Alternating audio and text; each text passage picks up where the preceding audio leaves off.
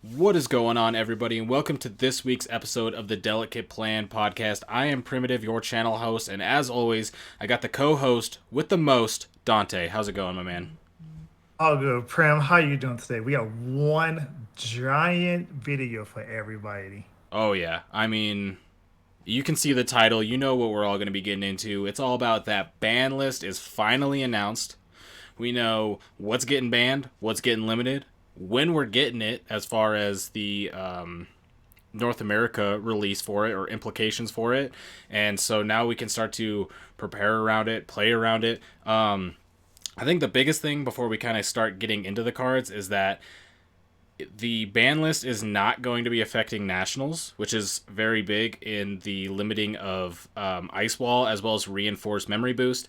If those two cards were hit pre nationals, I mean, security control would be super hurt by that, although it's already kind of hurting in the metagame. And Gabubond would also be hurt by that, obviously, because Ice Wall is very good. I think security control would probably be hurt a little bit more when that came around, but no affecting of nationals here. So for the people who are wondering, is the ban list going to come before nationals? It is not. We know the dates, and we will be getting into those dates here in a little bit. But what do you think about the ban list coming out after nationals, even though it's being announced pre-nationals? I think that's actually probably the best way of doing things. This is the way they, divide this ban list up is not really, very common amongst TCGs. I think what Bandai did was actually very good with hitting certain cards at certain times, just to letting everybody know, hey, we see the problems coming down the line. We have the OCG 3, 4 sets ahead. We know what's going on. So we're going to preemptively set up roadblocks for these problems going down the list Mm-hmm. or going down the road, so you would not have to endure the same problem and be outraged when it comes to it. Exactly. I mean, as far as the them not hitting it before nationals, if they put this out before, not hitting it before nationals, it's a good thing. If they put this out before nationals, it would destroy the current meta that Oh, we thought going 100%. into it. Yeah. I think it would also be interesting because with us getting EX1 delayed, it would just be like you don't even get to play Ice Wall, which I'm sure there's a lot of people Right. who would be okay with that. Some people maybe not. But I do think it's interesting that because of the cards that got announced, there's only one card in the list that is going to get hit prior to us ever actually being able to play with it, which we'll get into. But Ice Wall would have also, if it was implemented, Ice Wall would have been on the very similar track of, and it would have been interesting. I'm not sure how I would have felt about it. As somebody who plays Gabu Bond, I'm all about Ice Wall. You know what I'm saying? I'm down to Ice Wall some people for a little bit before that goes away down to one. But I could also see it if Ice Wall was out of the metagame before Nationals. I think the metagame calls for Nationals would have been a little bit more streamlined. Gabu Bond is Mhm. still obviously very powerful pre Ice Wall. Post Ice Wall just makes it a whole different beast. So I think if it did get hit, Gabu Bond would still be around. Imperial would still probably be a thing that people are playing with. But it would make decks like Augubond, D Brigade, aggressive decks like that slightly more viable because they don't have to worry about as much about Ice Wall. As to where now, with the 4 Ice Wall being guaranteed, it's going to be pretty much in every single deck that even plays some blue in it, probably. So it's gonna be pretty potent, obviously. Yeah, I really do think blue, the color blue or red is going to take this. I mean, if any color outside of blue or red takes this, that will be one gigantic shocker. I mean, Ice Wall is just a very oppressive card. Just to throw in any blue deck or any deck that can splash blue in it. Mm-hmm. Just being able to make sure your opponent every time they attack, they lose 2 memory is it's inherently like badly designed. And I Yeah. think they was trying to go for it to be more defensive card, but I think they also didn't quite realize that we had so much aggressive blue support. It was just gonna make this gigantic wave of blue decks just going Mm-hmm. into nationals. Yeah. Yeah. That's true. I mean, Red or blue is probably going to take it. I think that's not a really outrageous take to say. As we talked about previously, though, purple definitely probably has a chance. Purple's getting up there, so some good deck building, good pilot, good momentum on a day. Purple could take it, but going into it, I mean, regardless, red and blue are going to be insane. But we've already given our nationals take, so let's get into the banned cards, right? So Mhm. let's start. We have the website here open. They are talking about the cards that are banned and limited. Why they hit that? I have not yet read this website. I was waiting for a little bit to wait for the podcast. I obviously know what the cards are that got hit, but I didn't look at their reasoning, so that way we can maybe talk about Bandai's reasoning and how we feel about that. But the first card, or actually before we get into it, with this ban list, if you don't know, the ban list is going to be split up into two different release dates. We are going to be getting 3 cards that will be being put on the banned and restricted list on February the 25th, which is going to be the start of pre-release for BT7. And then down the line for the pre-release of BT8, which is going to be sometime of April 2022, we'll be getting 2 other cards hit. So getting into it, we are going to be talking about the 3 cards that are going to be hit on February 25th, the pre-release of BT7, and the top card that is the only card that got fully banned, meaning you can play no copies of it in your deck, is Mega Digimon Fusion. Now, the reasoning why makes a lot of sense. You have the Susanamon, which is a level 7 that can come from a tamer. So with the Mega Digimon Fusion, you can essentially get that without the need of a level 6, or you could just go really quick. They say here that it was speeding up the metagame and restricting viable decks, so they banned the card. And I mean, we've seen this. We saw this in the Japan meta. People were definitely expecting this with Susanamon coming out. Mega Digimon Fusion is a card that definitely made the metagame a little bit more stale, from what I can tell, because it was just so powerful. And this is just talking about Susanamon. Susanamon is not the only card that Mega Digimon Fusion would be gaining advantage from. It is just the most powerful card and the most prominent card, and made BT7 a little bit stale because there was just so much Susanamon. So I definitely agree with this Mega Digimon Fusion ban. Me and Dante talked about it maybe being at 1 at most, just like it is with HPD, but Mega Digimon Fusion is much, much more powerful than HPD, so I do kind of agree with this ban here. Yeah, I also agree with this ban too. For this to be the very first card to be outright banned instead of restricted, it warrants the ban. It's very worthy of it. This is a direct hit to Live Loop as well.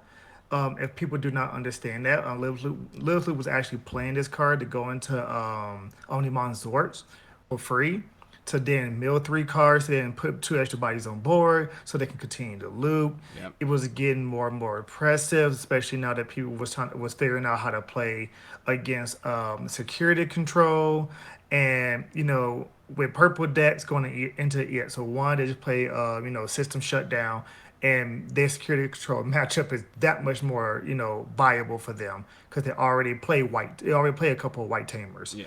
So this card is, like we said, this card was designed fairly because you needed to have a white tamer. You needed to have a white Digimon in order to play. You couldn't just play it in any deck.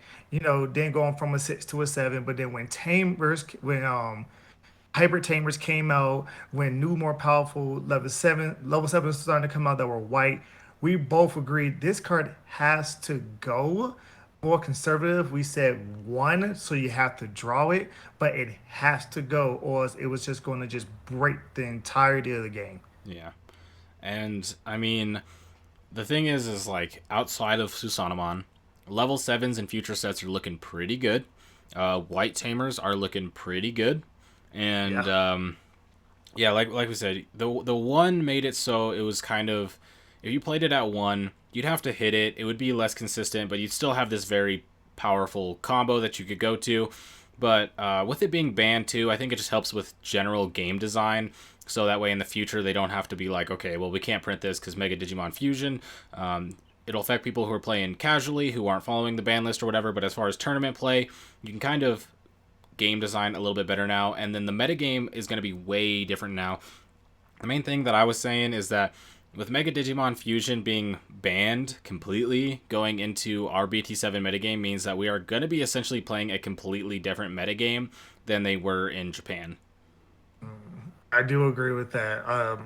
I mean, just the whole format of the best two out of three opens up a lot of debts on our end. We like how we was talking last podcast. Security control is not a thing over there. Security control is a big thing over here. But people are starting to take against it. Over there we had, what was it? Green Yellow Rookie Rush over there. Mm, Actually winning a couple of events. Rookie Rush over here is pretty much dead. So it's two different formats, and I see them, trying to solve the problems of the game before it hits the TCG because here in America, we are the biggest market. mm, We are the most money, and they want to keep the cash flowing in. So they really want to please the players any way possible they can. yeah. Yeah. I mean, when it comes to Mega Digimon Fusion, I really don't think there's a lot to even really talk about when it comes to the ban. I think this is just if you've played even a little bit of Digimon, you could probably understand why making a really good level 7 from a tamer for zero memory is pretty good. Yeah. I mean, it's very powerful. It's going to be better over time as well. Like I said, with the level 7s getting better, so I think I think it just makes sense. Banning here is really just like I said, I could have seen one, but I think the banning makes the most sense from the long run, just because we saw how much it was abused, and so I think that's fine. The card didn't last very long, from BT5 to BT7. Not Uh, yeah, not long at all. saw very little play up until BT7, just in the purple style decks, and then post BT7, it just became such an oppressive card that you can't really give it you can't give it this much power, especially now because we're getting Analog Boy and EX1, right? Analog Boy is a card that is going to just be good. It might not be like staple forever and stuff like that, but it's a card where you can play Analog Boy for two, you can search the card, you can get the effects, and then you have that white tamer on board, and it's going to work well with the Mega Digimon Fusion. So that's really all I have to say about the Mega Digimon Fusion. It was definitely broken. Yeah, oh yeah, it's beyond it's beyond busted. It is a broken card in our meta game now. If this was BT, 1, 2, and 3, this wouldn't even be a problem. But because we're getting all these good level 7s that so happen to be white, you can so happen to use Mega Digimon Fusion to go ahead and go into for free. And I believe the Susanoo is a one cost to Digivolve because it is a seven Yeah, to Digivolve on top of a tamer, but you can always mitigate that with, I think a couple of tamers give you a memory when you Digivolve on top of it. It'll be when it has a certain trait.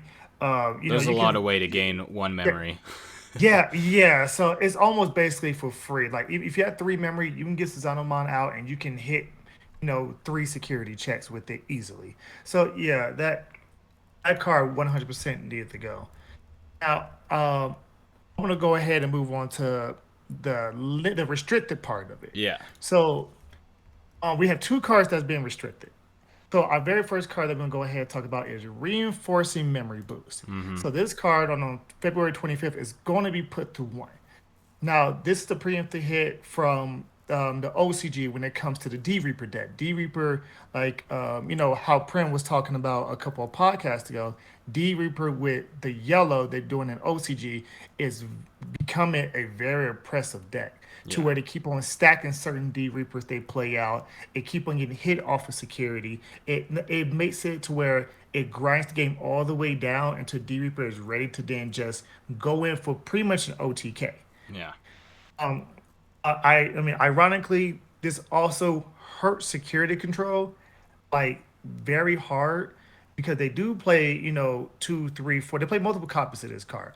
Just being able to reveal two off the top of your deck, put one on top of security, and add the other one to your hand. Yeah, security control. You don't really care about paying 6 memory because you're playing cards for 7, 8 memory already. And on top of that, the delay is a 3 memory gain. So Uh-huh. that's one of the things to where I think it's the biggest gain in memory boost in the game right now. So just being able to constantly, get more and more memory to max out your memory to play, one, two, possibly even three high cost, option cards, or dropping down the giant Digimon and being able to play an option card. Yeah, this one really stings for the security control players. Oh, I mean, this is a card that multiple decks are playing, right? You don't even need to play security Hmm. control. You just play. I mean, I was playing this in Shine Greymon, right? Like you can put Yeah. it in like everything. It's just that card. This is a card where if it said for 6 memory, you look at the top two, draw one, and put them at the bottom, or put one on your security stack, and that was it. This would still be a strong card, right?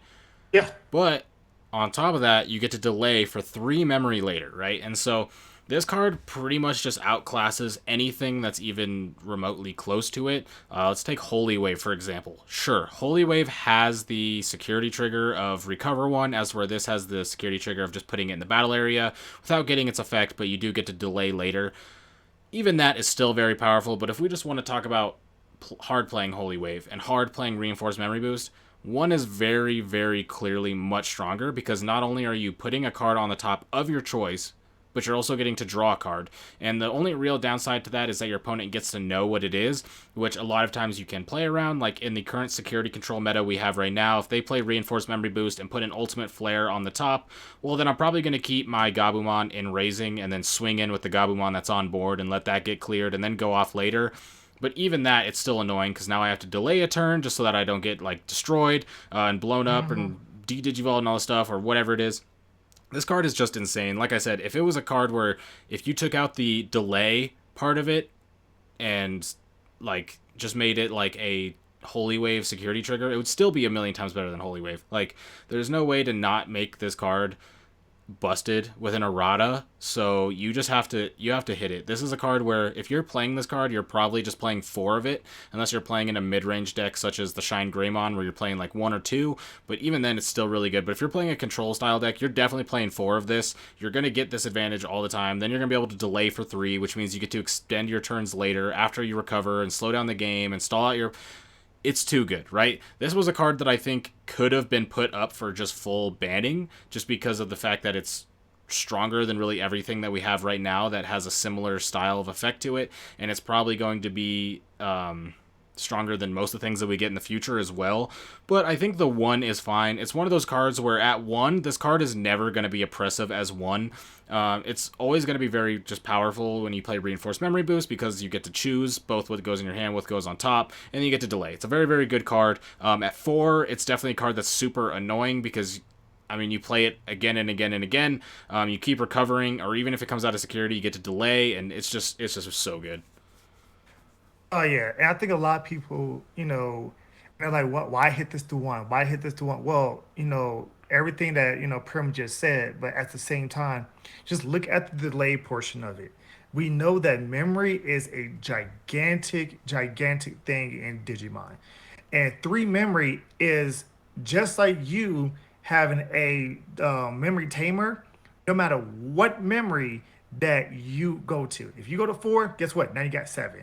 If you go to 1, guess what? You got 4. So you will always be playing with very optimal memory. No, like, and you can do so many plays.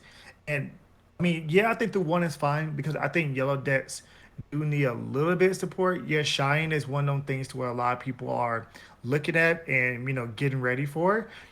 I still think that yellow still needed this card. So me personally, banning it, I can see why it would be ban worthy, but I personally think that 1 is fine. It's gonna suck for yellow players not being able to see this card Mm-hmm. because yellow doesn't really draw as hard as maybe a blue deck or maybe a purple deck, Yeah. but it's gonna be one of those things to where when you hit it, it's gonna feel good when you hit that bad boy. Oh yeah. I think one of the strongest things about this card is just so I mean I already talked about I think the card's strong. I think most people think this card's strong, but the 4 is what does it. It's the consistency of Yeah. it. It's the fact that if you're playing against a control deck, they're gonna probably hard play this card 3 times, right? And Oh yeah. that's never good because it's like okay they just recovered, they got to choose what it is. They also just added Magna Dramon to their hand, so now I know I can't put them below 3 and all that. It's not only a really good card, but the information that you give to your opponent a lot of times can just be like a mind freak where it's like you have to play around what's in security and what's in hand now, and when you're playing against security Yeah, control, you usually kind of have to play around them having everything a lot of the times. Unless you can't, then you just kind of have to play around them having nothing. So as far as the game plan goes, it doesn't really change when you learn, but it's just one of those things where you can really get in, like you can get in your own head when you kind of like know what's going on in security because it kind of changes things. But the start consistency overthinking. is really what does it. The fact that your opponent can play two, three, four of these a game, like on a consistent, like it's consistent that they're going to play that many a game, it's very, Yeah, very powerful. If they can play at least one a turn, then it's just like it's a fair card. Because I mean, look at the other regular memory boost, right? Howling memory boost, obviously very powerful, but yes, gains you two memory. correct. Glaive memory boost, not that powerful in my opinion, but it also just gives you two memory boosts, and that's because they cost Yeah, three. But this one gives you three memory boosts or three delay, right? Which is yeah, super powerful and has just what is, as far as a card for card basis, a stronger effect than the other memory boost. Like Howling does have a very powerful effect, and being able to strip sources and make it so they can't attack or block. I'm a big fan of Howling memory boost. I'm going to be playing Howling. I'm trying to think about going up to a third Howling in my Gabubon list right now, actually. mm, But it's just it's a good card. But as a card for card basis, Reinforced Memory Boost is always going to blow them out of the water because being able to look at the top two and choose what you do with those two cards is always going to be very good. imagine hitting a Zort defeat and imagine hitting a Magnadramon. And you're like, oh, I'm gonna add the Magnadramon to my hand and then put the Zort Dude, defeat on putting the top of my sword to feet security. is so, I hate it, bro, because it's like if you swing into security and you can just be like, okay, hopefully I don't hit a Zwart, and it's just like, okay, if I swing one security, they get a Zwart on board or Zwart to feed on board now, and you may or may not have a card to play around it, and so it's like this card, I think this card was very reasonably hit to one in both the Japanese metagame where they don't even play security control that much. This was Right. also a problematic card just because, like I said earlier, it's a card that has cards that are very similar to it and what they do, but none of them are even close to the power level of this, and so it just kind of Yeah. makes a lot of other cards obsolete. But the delay effect is also just good as well. Oh yeah, that delay giving them three memory is people. If you play Digimon, you know how good one memory more can be. Oh my Just going goodness. from three to four, just going from one to two, just going from nine to ten. Like it opened up so many more options, and just being able to get that one extra memory. And I mean, we didn't even talk about hitting this thing out of security. You hit it out of security, you give your opponent a free plus three memory the next turn. Yeah, So exactly. it's just it's mind-boggling that what you can do with three extra memory in this game. Yeah, and it's like it's one of those things where the security effect, like, so like Hammer, Spark, and Ice Wall, right? You hit it and then you gain two memory, or Jack Raid, you hit it and you gain two memory. Yeah. But this has like a very kind of similar effect where it's just like you hit it out of security and you don't end your turn, but your opponent basically has to get three memory on any turn of their choice, and that's pretty good. When like Yeah. this, like not even getting this card's main effect out of security is still good. It's still annoying when you hit a reinforced memory boost at security because you're just like, okay, cool, they now have three memory, and if you don't have something like a Gazimon or a Doki Betamon, then they're popping that. They're gonna probably make it so they can get, if you're playing against security control, they can probably gain enough memory to where they can play two cards in one turn, which is never a place you want to be against versus security control. You want them to be able to be at their like one turn or one card per turn type deal because they play so much Mhm. memory. But if they get up to like eight, they're just like, oh, okay, well, I'll ultimate flare your board and then I'll play Magnangemon and recover, and you're like, oh, and it's just like it's rough. It's I agree. It's right. Me and you have been in those situations way too many times, Too many especially with our times, bro. security players. I'm Now, not sad to see this card go. All right, we got some people in Colorado who are like real sad to see this card go because they want to play it 400 times a turn. yeah, I'm just get it out, get it out. Let's get it out early. Like and there's no cards that get rid of option cards that's left on board, is there? all delete. Or at least the only one. I know Zort Defeat, when you Digivolve, you can get rid of a Tamer. But yeah, Yeah, all Delete yeah, is the only way you can get rid of these option cards. yeah. So, oh my goodness. Jeez All right, Louise. let's go ahead and go into the next one. The one everybody wants to talk about, right? Right. Ice Wall, baby. All right.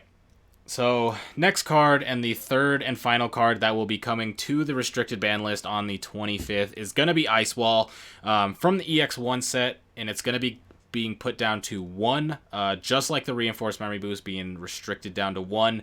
And I mean, oh, where do we even start with Ice Wall? So, Ice Wall is a card that no matter what angle you look at it, no matter if you got wacky goggles on or you got X-ray vision, right? This card is going Hmm. crazy when you look at it. It's 1 cost option card, which is already very powerful. The ability to have a card that does something valuable for 1 memory is huge.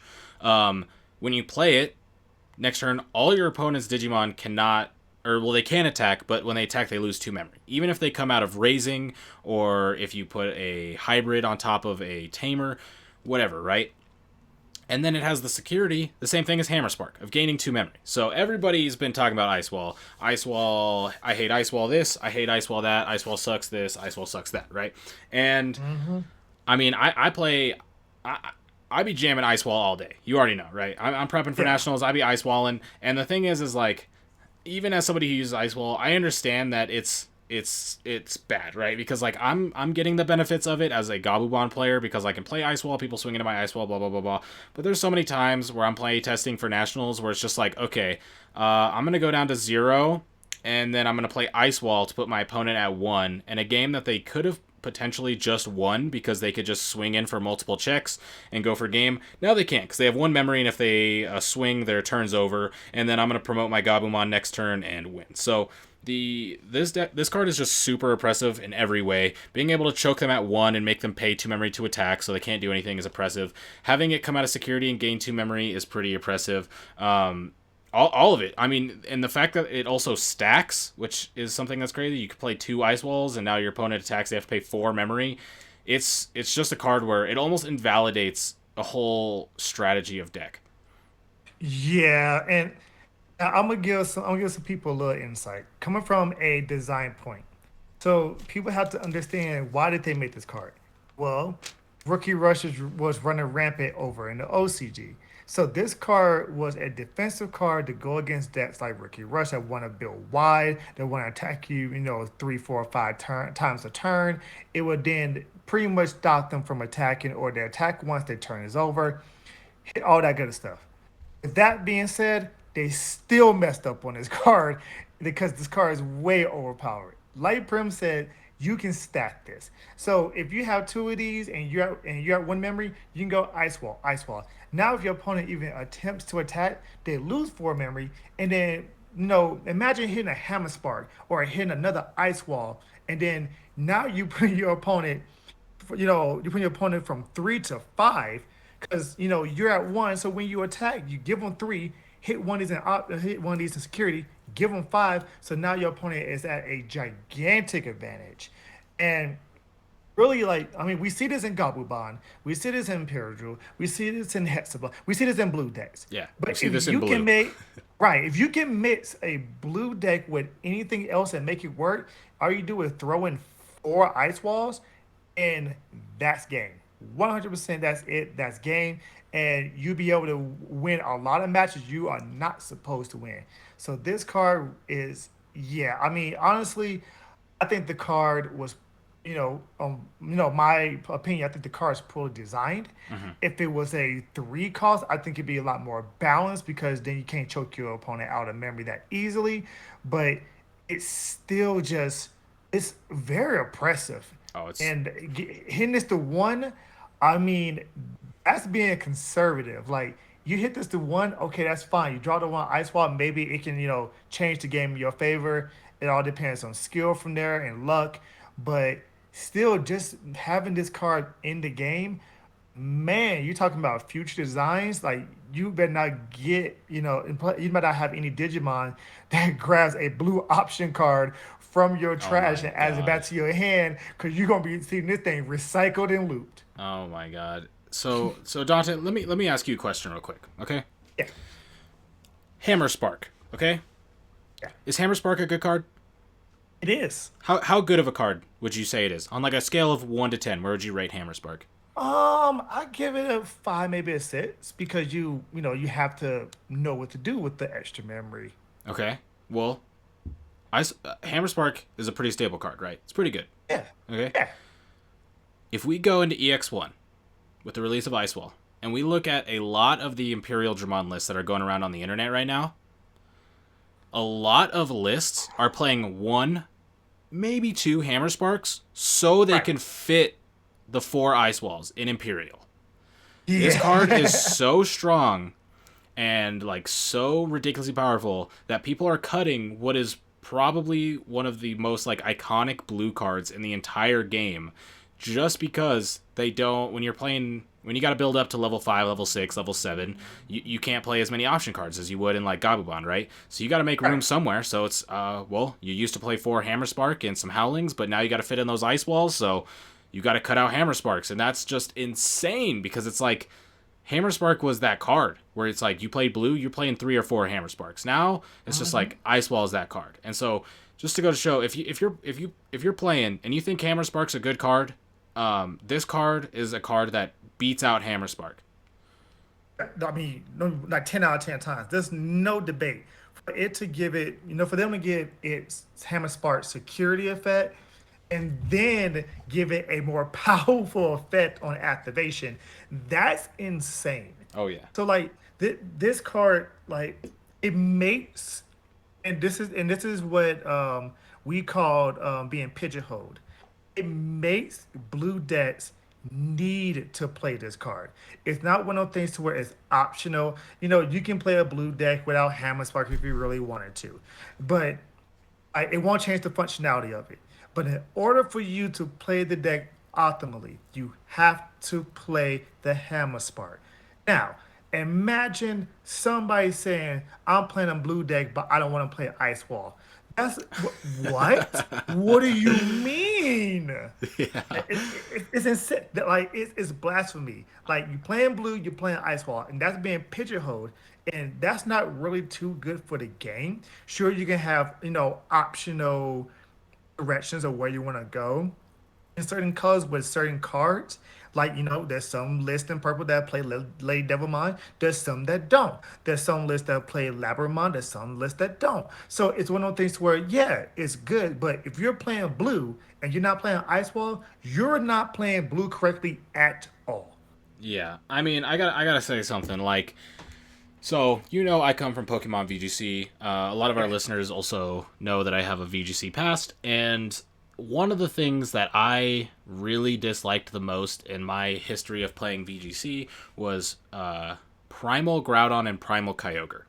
And the Oh my reason why I goodness. disliked Primal Groudon, Primal Kyogre was for a completely different reason than maybe a lot of other people did. The reason I didn't is because they had weather effects that did not go away, and they Permanent. if you tried to switch the weather with something that wasn't other than Groudon, Primal Kyogre, it wouldn't work. So as Yeah. somebody who played VGC from 2012 to 20 or 2011 to 2015, at that point weather was a very very prominent thing in the entire metagame and everything about it. And then when Primal Ground and Kyogre came around, those completely changed. It was sun and Yeah. it was rain. Rain And a lot of team. the Yep. times they didn't like a lot of the teams didn't even fully take advantage of those weathers. It was just the Pokemon themselves were so strong, and so you got into this little pigeonhole where we had these many years of VGC archetypes that people will rely on, which were about weather, and all of those besides rain and sun were completely invalidated because of these Pokemon's existence. And so that really I really didn't like it because you almost had to put one of them on your team and you couldn't put other weather stuff on your team. And so it was very like you said, pigeonholed. Okay, and Ice Wall reminds me of this very the same. Ice Wall, if you're playing a blue deck, you have 46 cards you can work with because 4 of them are already taken with Ice Wall. And Hmm. that's one of the things that I don't like as far as just competitive design in general. I don't like when something is so powerful that players are essentially, if they want to do a specific thing, they have to do it this one way. In VGC, if you wanted to make a weather team, you had to play Primal Groudon or Primal Kyogre, because if you did anything else, your deck was literally weaker, or your team was weaker than somebody else who did that. And this is the same thing about Ice Wall. If you don't put Ice Wall in your deck is strictly weaker than somebody else's deck who has Ice Wall, because you're like, oh, well, I get to fit all these other cards, blah, blah, blah, blah, and then they Ice Wall and put you at 1. And then they do it again next turn. And then you're just like, okay, or you have one security left, and or your opponent has one security left, and you're about to go in for game, and then they double ice wall you and put you at, you go to your 3 with your memory tamer. But now if you attack, you have to pay 4 memory. So unless you have some sort of memory gain, which can get shut off with things like Madoki, then you're done for. And so my biggest problem with Ice Wall, or any card where it's like an auto include, is that it's an auto include. Cards. Digimon is a game that has that's different than a lot of other card games, in my opinion, where you don't have to like build tribal decks. Like you don't have to, if you want to play Gabumon, you don't have to play all Gabumon Garura cards. If you want to play Greymon, you don't have to play Agumon Greymon cards. If you want to play Tsunarizamon, right? If you want to put Tsunarizamon in your black deck, you don't have to go into the Digimon Tsunarizamon Digivolves into. They can go into any Digimon, right? And so Right. there's so many different ways that you can build a deck and so many different cards that you can play, that you don't really get pigeonholed into this. But there are just some cards that are auto includes, and like the thing with Hammerspark is Hammerspark was very powerful and it was essentially an auto include, but it was an auto include to a level where you played it, but you didn't have to play 4, right? You could play 2, you could play Right. 3, you get away with it. Ice Wall is just a card where it's like, okay, well, if I'm only playing 2 or 3 Ice Wall, then there's a lower chance for me to draw it, which is bad, and there's a lower chance for it to be in my security, which is bad. Right. Oh man. Right. Like this car is crazy. Like this, like it reminds me of Dragon Ball TCG, when they was like, oh, we need to put Whis' ejections to one. It was like, we get that because that card is just insanely ridiculous. We get it. So it's one of the things to where if you're gonna have to play it, it's gonna be one of the things to where you're gonna you're just going to be pigeonholed into it, Yeah. and that's bad card design, 100%. All right, Dante, I do have a question for you. Like, we can talk Yeah. about how broken Ice Wall is, right? Yes. But Ice Wall at 1, okay? So in the future, Ice Wall at 1. Where are we at with Ice Wall at 1? It's still honestly, it's still a auto one of, like, you play it as maximum capacity, but it takes away from okay, it takes away from people doing it to you and vice versa of, oh, okay, let me pigeonhole you to one. Let me starve your memory to one because I play two ice walls.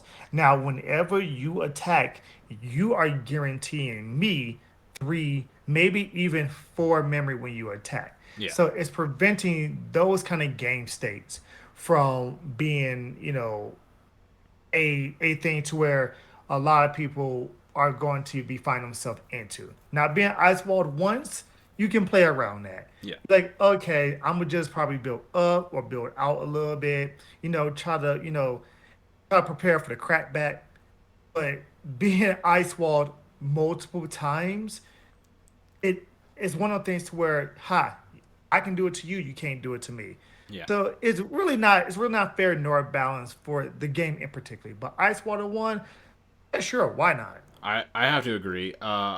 Same thing I said about Reinforced Memory Boost. Reinforced Memory Boost at 4, it's just the consistency. Your opponent being able to do it multiple times is just oppressive and very good, right? And the same thing with Ice Wall. Ice Wall at 1, I think it's a card where, yes, you're pretty much always going to play it at 1 just because it's Hmm. that good of a card, right? It's a card where it has a good on play effect and it has a good security effect. Okay, so it's like it works, but it's also a card where at 1, a lot of the times you could probably see people who are playing it kind of save it for that one crucial turn where it's like, okay, I'm gonna try to go for game next turn. So you play the ice wall now, trying to restrict your opponent's limitation or options, slow them down, or maybe you're in a situation where your opponent's got 3, 4 Digimon on board, maybe one in the raising, but they don't have a memory tamer, so then you can put them at 1 with the ice wall and make it so that you can get Hmm. back to your turn, right? It's still objectively an incredibly powerful card. Ice wall is giga insane, but at 1, I think it's way better because one of the things right now in our current state, Gabumon like has essentially 8 Hammer Spark triggers in security. They're with the 4 Yes. ice walls, you now have 4 hammer sparks, 4 ice walls. Now you have 8 cards in security that can just you attack and you just lose 2 memory, which can either end your turn or just shorten your turn. Like how many times have you hit a hammer spark in security when you were at 4 and now you go down to 2 and you're like, okay, well now my whole turn's ruined because I can't even play this 3 drop I was gonna play because if I do, I'm gonna put my opponent at 1 and then they're gonna go to 3 with Davis. So it's like putting that to now five, which is the four Hammer Spark, one Ice Wall, is a huge difference. Going down from being able to Ice Wall four times in a game or have four in security down to one is very important. We were talking about stacking is a very big thing. Literally cannot stack it now. Can't play more than one an entire game, let alone in one turn. And so it's one of those cards where at one, this card is fair. I think you personally could have gotten away with two. I don't know if that would be better for the game, but I think this is a card where you could have gotten away at two, just because it's one of those things where it's very, very powerful. Most people hate it, so they want it gone. But it's not like it's the consistency part of it. It's so consistent at four that it can just happen multiple turns in a row. So I think you could have gotten away at two. They didn't put anything to two, so I think they're kind of straying away from semi-limited and just keeping it on restricted and banned. So the one is fine. It's still going to be pretty staple card. It's going to be very powerful. You're going to probably play it as like almost a combo piece where not really it's going to help you win, but it's going to make it so you can get to that combo turn if you're starting to fall behind, and then it's just a nice Hmm. security trigger to get there. So I like this at three, I think, or at one. Yeah, I agree with your points. It's one of those things where if it's not at one, it needs to be at zero. It shouldn't be looped. Like it can't be looped turn after turn after turn. Hmm. That's super oppressive. I mean, Now, people on my stream I've been watching us play. I just gotta say, me and Chris will literally like ice wall each other three turns in a row. that's true. Like Now, I'll literally Prim, be like ice wall, and he'll ice wall pass, and I'll ice wall pass, and it's just like okay. oh yeah, I was there for All that. right, so now, April when it now, 2022, right?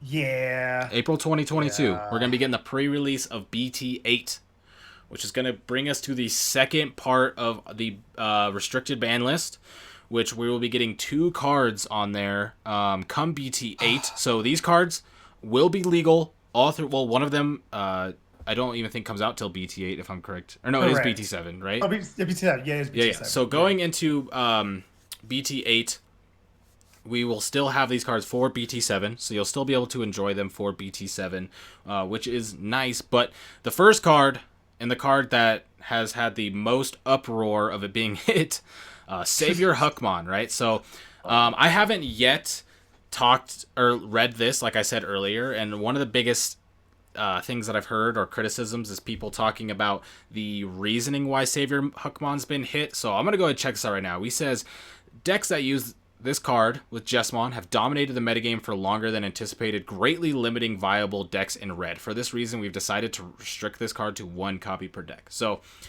the reason why people are being upset with this reasoning is because it's not like the other cards where it's objectively metagame warping. It's not like ridiculously powerful. It's just something that's been around for, I mean, BT6 to what now? They're in BT or EX2 coming up on BT9, right?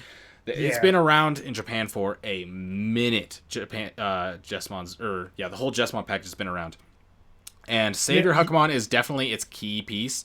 And so I can see why people are upset by this because it's saying they just want other cards to be played or red cards besides Jesmon to be played, which is kind of one of those things where it sounds like, hey, we need you to buy new cards and stop playing old cards that don't have very high value. Well, and so I can see from both players. I can see from both sides of it. Now, my thing is, first of all, I'm sorry, Just Mom players. Me and Prim did not want this card being hit at all. We said this card is, I mean, it's good, but you got to remember what their meta is, what our meta is. Just Mom's been around over there for a year, terrorizing everything, becoming the best deck. So it had to be hit. Now, would you want it, this be hit, or would you want it Just Mom itself being hit? I think this is probably the best hit if they was going to hit Just Mine. But It's the you most also got to impactful remember, hit. correct. Like you don't want to just outright just terminate the deck because you can play Just Mine before Just Mines. It's just not you won't get the extra benefits of playing the Savior Hawkmon. Yeah. Now, on the business side of it, if I'm a company and I need people to buy product, and this good art type that we put out a year ago is still running rampant as the best deck or the best two decks, and no one's playing any other of that in particular color, I have to assume that this is the top meta deck for red because nobody's trying to play, um hybrid red, or nobody's trying to play, War Greymons, or nobody's trying to, a couple people's trying to play black red War Greymon, but not to me, the sales are not it's not seeming right. Now they're like, okay, we need to push out better red stuff, but if we make anything better than Jessamon, it's gonna dominate way, way worse than Jessamon. Yeah. So they need to curve it back. They need to bring red back down and say, here's all the other options that are viable. Plus, we're gonna put out something more, not on Jessamon level, but probably close to it. I think. Yes, here in it. Oh no, go ahead. Go ahead. Okay, I was gonna say. The thing about hitting Savior is Jesmon is still playable, right? You can Yeah, play a lot of things. The what Savior stops is, or limiting the Savior, what it stops mostly is the OTK potential of it, because now you really can't OTK too much, and the consistency of finding Huckmon or Savior Huckmon at 1 is already going to be really low. People are already struggling to hit it when it's at 4 sometimes. You see people right. bricking it, and so at 1. But the one thing I got to say really quick, because I just got to throw this out there, right? And Uh-huh. this is going out to the people who have been saying that the only reason that they're hitting this is for business decisions, and that this is dumb, blah blah blah. They're getting mad at Bandai or whatever. Is this probably a business decision? From what they say, yes, it is. I agree. But the thing is, you have to understand is that me and Dante have played a lot of card games, right? Yeah. We might not have played the same card games at the same time, but combined, we played a lot of card games, okay? And a lot of card games I have played from the beginning till the time that they die without ever getting anything on like a ban list, erratas, anything like that. Like what we get is what we get. The fact that Bandai even made this ban list shows that they are like paying attention to the competitive scene. They don't have to worry about the competitive scene. The competitive scene, for the most part, I don't think really makes them a lot of money. Obviously, like them playing it, but the actual like people showing up to tournaments and stuff doesn't make them a lot of money. They're just making the sales and stuff. But the fact that they're like paying attention to this, giving us erratas in the past, giving us new ban list stuffs. This shows not only that they're paying attention, but two, that we're probably going to get updates to this again in the future, which is super healthy. Because like I said, I've played games where cards were objectively oppressive, should have been deleted from the game, should have never even came into the game, and then they never ever get touched, and then the game dies. So Yeah. the fact that we even see this is amazing. Yeah. I mean, look, we play many TCGs. Oh yeah. Like I'm gonna take for example Yu-Gi-Oh. In Yu-Gi-Oh, guess what decks get hit? Oh, the top meta decks. Especially they've been running around for a very long time. Oh, They if in usually, Yu-Gi-Oh, if a deck's been going around for like more than 2 formats, it's gone. like for example, It's getting Sky deleted. Striker. Sky Striker was been around for 2 years, and they hit that deck like 4 different times before it finally died. And then guess what they did? They gave the deck more support and started moving cards off the ban list. And now the deck is actually a good rogue deck. It's not top meta, but it's playable. So this is one of those things to where people have to understand. If you are playing the top dog, and it's very oppressive to where you're undoubtedly unarguably the best deck or the best two deck, you're going to see a hit, like no matter what you may say. That's how TCGs run, because only 10 to 15% of their sales come from the competitive scene. The other 85 to 90% come from casual play, Uh-huh. come from casuals buying their product. So if there's a good red deck out there, and in casual play like locals and stuff, and no one's sitting there buying any red cards or any new red structure decks, or worry about any new red level sixes and sevens, because just mine is just that much better, and guess what? They lose out on sales. So Hmm. that's a business point of it, and people have to understand that. You can be mad as a player, but you have to understand that at the end of the day, They're there to make the bottom line, which is a dollar, but for them to actually come out and say, "Hey, this is why we hit the card. Oh my This is the god. timeline. We're gonna hit it. We Giving give the you some time to reasoning for the prepare." cards is insane. Something that's like Is I don't even has this ever been done in another card game? Like literally, this is why we hit it. Here it the is. only the only other one I can think of is Pokemon. That's literally Yeah. it, Yep. and that's only and expanded. And they're like, okay, here's a watch list. We're looking at this card, or yeah, we banned this because that's the Yeah, and only then other the card game. Lysander's trump card. Right, like yeah, they had to ban that outright. I was playing at that time to where that they banned it outright. Like it Yeah, I was was playing too when they banned good. it. Yeah. Like my thing is people have to understand that if you play in meta, you running that risk of it getting banned. Now, this ain't Pokemon. You're not losing all your cards. You're losing one card. You're not saying, oh, your whole entire deck just got rotated to a different format. Bandai don't like that. So they're like, okay, let's get rid of the problematic cards. Your deck is still viable. You can still play Jessamine. You just can't play. You can play more than one Saber Hawkmon. So yes, like you can still play it, but it's not as strong as you want it to be. All right. What's your like final word on the Savior Huckmon ban? Where do you like just a quick where do you stand on this? Right, like we kind of went into it, but if you could just give one sentence, Savior Huckmon got hit to one. What are you thinking? Like just a quick I feel concise. so, I feel sorry for just my players, but I see why they did Yeah, I'm not sorry for the Jesmon players. Sorry, I hate it. Jesmon. I don't care. I'm delete it. That's fine. but yeah, I don't know. I, they're, I they're, I think the they're reasoning. gonna I'll come agree after with you. the Jesmon players that the reasoning for it is dumb.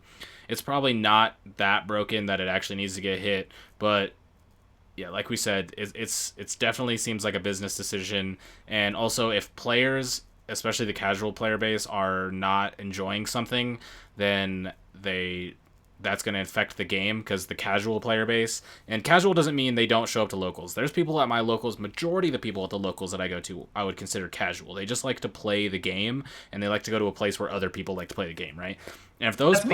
if those players are not having a good time because of a deck, then it's got to go. And Japan's been complaining about like Jesmon and Savior Huckmon in general for literally months. So if you have a player base of people who are complaining about this card for literally months, well then you should probably get rid of it so people don't get to a breaking point where they just leave.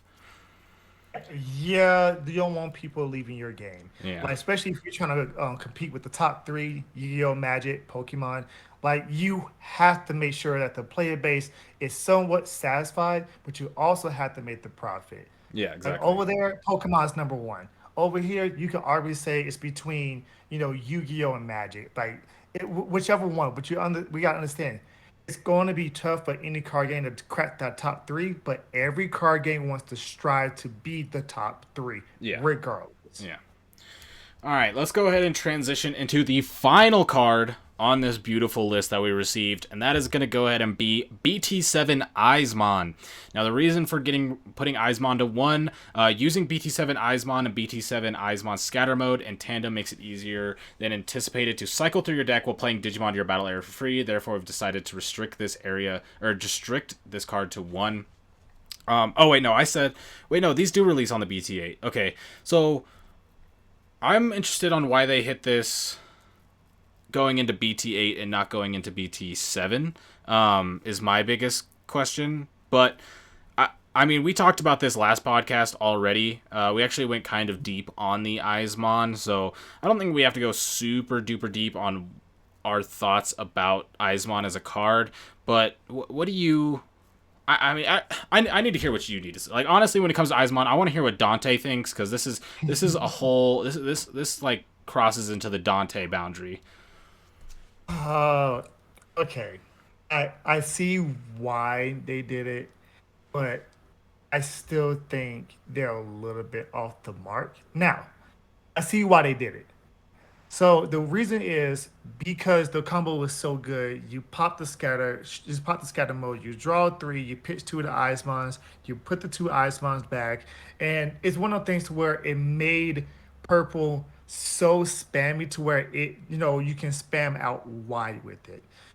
Now they hit it, here in BT7 because come BT8, we're going to have, you know, the Chimeramon Jorgus. We're going to have more Jorgus outside of just the Mastermind stuff. So it's one of the things to where the Eismon engine is going to be very oppressive, especially in purple decks, to where it's going to supercharge it. Hmm. It's going to make it so much more faster to Jorgus in the deck.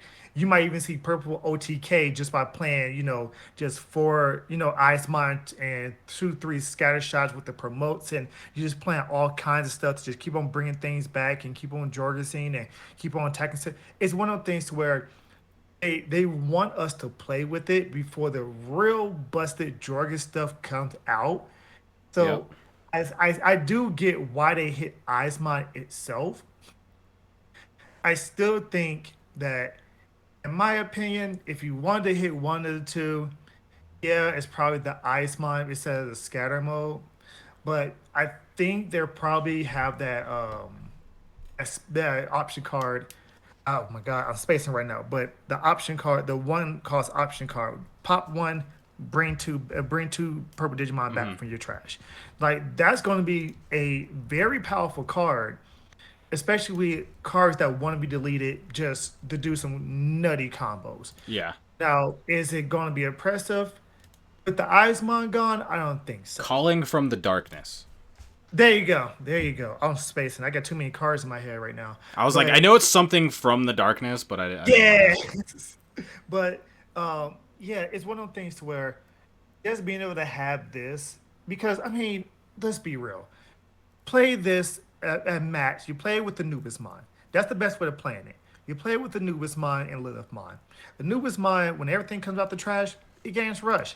You bring these two out the trash, or keep on, discarding it from the hand to bring out the trash, and keep on, hitting. You keep on attacking with rush, and then you can keep on getting it back with the option card, and then you can keep on pitching them, and then keep on rushing, and yeah, we might see some purple decks come BT7 actually start jumping in power because of this just, small combo.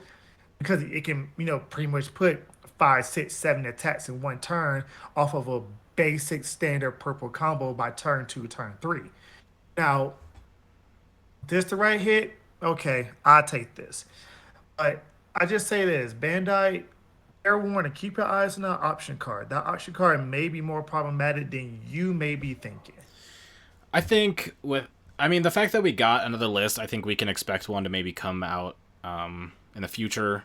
I don't know how Yeah. far away that future is, but I can expect it to come out when we'll probably hit some stuff. They'll probably end up hitting some Mother D Reaper stuff, and maybe they'll come back and see that. We'll have to see what comes out with the what develops after the passing of EX2 meta, as well as going into BT9. As of right now, the with this ban list coming into effect in NA at a completely different time than it will in Japan, kind of shows that we already had a type of situation where you could look at the Japan metagame and how they played certain decks in the past going into future metas, let's say BT7, right?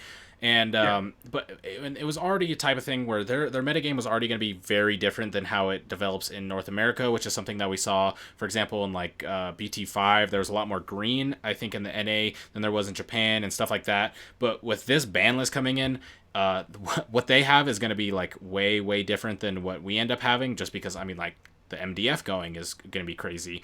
The ice walls going is going to be crazy. Restricting of the savior and the Eismon is definitely going to change how the metagame looks going into BT8. But we might be able to see something again in the future, and they'll probably be able to go back and hit some other stuff. We'll have to see how it develops in Japan. As of right now, we can see, I mean, the Sukuyamon's been doing decent. The Mother D Reaper's out there going crazy. I don't think as many of the other decks we kind of talked about a couple podcasts ago when we were going over the EX2 set will hit, just because of the MDF ban is going to shut down some of the other stuff that we were kind of talking about, like the Crimson mode and stuff like that. But Right. for the most part, yeah, I mean, I don't have too much to say about Eismon. I kind of said my thing in the last podcast. I think being able to play things for free, no matter where it comes from your hand or from trash or whatever, especially when they have 5k DP and they're an champion, which means you can Digivolve on top of them, and then they have the boost. It's a good card. Like you said with the calling from the darkness return. What I already forgot the card name. Upfront darkness, yeah. Even if that card is the more powerful, I think no matter what, hitting the Eismon itself is going to slow down everything in general. So I can agree with this. I think it was very powerful. What you said might be the better option. At this point, we'll never know because what we talked about is not what reality ended up being. But the Eismon is at 1. I think at 1, it's a card where it's going to be a good card. You probably still play it as a one of, just because you're gonna be trashing stuff and all that anyway. So it's like, I think it's all right. But what do you got for final thoughts on Eismon here? Yeah, it'll still be played. It be one of. We trash too hard. Scattermo's too good of a card. Um, with Eismon, with this whole entire list, actually, it's seeming to me that Bandai doesn't want to semi limit anything. It wants to put things to 1, or if it's really problematic, they want to ban it. And I think this actually might be a good thing, in my opinion, just for the simple fact that you hit problematic things to 1 so people can still play it, but it's not as oppressive being at multiple copies. Yeah. So everybody can still play their favorite card slash cards. So, I mean, I'll give Bandai kudos on this ban list. I'll give it a solid 8 out of 10.